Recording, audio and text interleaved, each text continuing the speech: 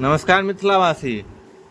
अखन हम छी बड़की बहिन ओतऽ और एगो दीदी आयल छथिन अहाँके बुझियो भाई बहिन के आयु जेनाकि राखी छै तऽ बुझियो बूढ़ भऽ गेलखिन तैयो एलखिन हैं। एतेक भाई बहिन के एगो स्नेह देखल जाइ छै जेकि समस्तीपुर रोसड़ा से एलखिन हैं अहाँके भाई के राखी बान्हऽ के लेल। तऽ चलू दीदी से बात करै।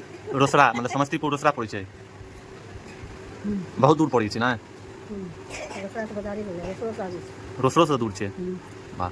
लेकिन मतलब ई पुछलहुँ हँ जे कि एखन आइ राखी चलैया तऽ बाबूजी के बनि देलियनि राखी, मतलब एहि पर की कहऽ चाहै छी जे कि भाई बहिन के एगो रिश्ता मेन देखियौ दीदी, मेन होइ छै आदमी के स्नेह होइ छै।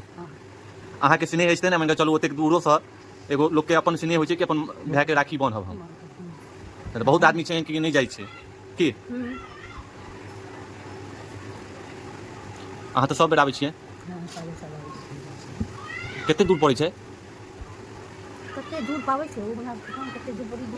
ओना हम गेल छी समस्तीपुर, तऽ हम कए बेर जाइत रहै छी, लेकिन रोसड़ा नाम सुनने छियै, रोसड़ा बहुत दूर छै।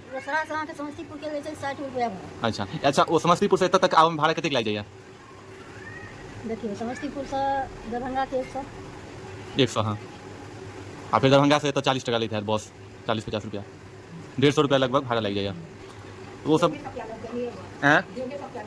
ज्यादा लागत है, लेकिन मिथिलावासी यहाँ सबके देखाबऽ चाहै छी जे कि देखियो आइ रक्षाबंधन छलै और दीदी के प्रेम भाई के प्रति देखियो जे कि बूढ़ो भऽ गेलखिन। कतेक आदमी के होइ छै कि मतलब जाय के मन नहीं रहल तऽ कुछ बहाना बना देलक। हाँ जेबै जेबै हम तऽ कमे दूर से एलियै ना, हमर तऽ 2-3 किलोमीटर छै, 5 मिनट में घर पहुँच जाइ छियै। लेकिन हमरा ई बहुत नीक लागल यहाँ की स्नेह अछि जे कि अहाँ ओतेक दूर से एलियै। ई मतलब पाबनि के असली महत्व ई देखाबै छै।